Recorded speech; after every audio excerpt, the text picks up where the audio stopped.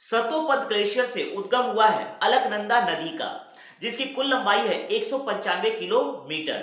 अलकनंदा नदी के तट पर स्थित है बद्रीनाथ धाम। अलकनंदा नदी तथा धौलीगंगा नदी के संगम पर स्थित है विष्णु प्रयाग, और इन दोनों नदी के एक तरफ स्थित है जोशी मठ। अलकनंदा नदी तथा नंदाकिनी नदी के संगम पर स्थित है नंद प्रयाग। अलकनंदा नदी तथा पिंडर नदी के संगम पर स्थित है कर्ण प्रयाग। अलकनंदा नदी तथा मंदाकिनी नदी के संगम पर स्थित है रुद्रप्रयाग। मंदाकिनी नदी के तट पर स्थित है केदारनाथ धाम। गंगोत्री ग्लेशियर गौमुख से उद्गम हुआ है भागीरथी नदी का, जिसकी कुल लंबाई है 205 किलोमीटर।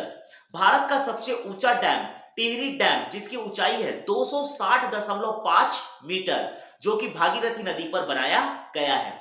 भागीरथी नदी तथा अलकनंदा नदी ये दोनों आपस में मिलते हैं देवप्रयाग में। चूंकि भागीरथी नदी की गहराई है 10 मीटर, अलकनंदा नदी की गहराई है 5 मीटर, लेकिन देवप्रयाग से इस नदी की गहराई हो जाती है 33 मीटर। इसीलिए देवप्रयाग से ना तो इसका नाम भागीरथी रहता है और ना तो इसका नाम अलकनंदा रहता है। चूंकि गहराई अब ज्यादा हो गई है तो इसका नया नाम पड़ जाता है गंगा। तो इस प्रकार से देवप्रयाग, रुद्रप्रयाग, कर्णप्रयाग, नंदप्रयाग तथा विष्णु प्रयाग को सम्मिलित रूप में कहा जाता है पंच प्रयाग। क्या आप जानते हैं उत्तराखंड के 4 धामों के नाम? गंगोत्री ग्लेशियर गौमुख से उद्गम हुआ है भागीरथी नदी का, तो पहला धाम है गंगोत्री धाम। सतोपंथ ग्लेशियर से उद्गम हुआ है अलकनंदा नदी का, और अलकनंदा नदी के तट पर स्थित है बद्रीनाथ धाम, तो यह है दूसरा धाम। अलकनंदा नदी की सहायक नदी है मंदाकिनी नदी, और मंदाकिनी नदी के तट पर स्थित है केदारनाथ धाम, तो यह है तीसरा धाम।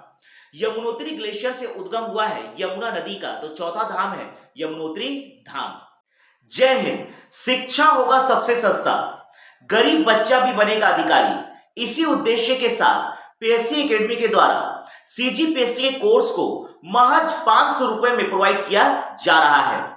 सबसे पहले 500 रुपए में आपको सीजीपीएससी प्रीलिम्स की क्लास ज्वाइन करनी है, और जब आपका सीजीपीएससी प्रीलिम्स का कोर्स कंप्लीट हो जाएगा, उसके बाद महज 500 रुपए में आपको सीजीपीएससी मेंस की कोर्स को प्रोवाइड की जाएगी। जय हिंद, जय भारत।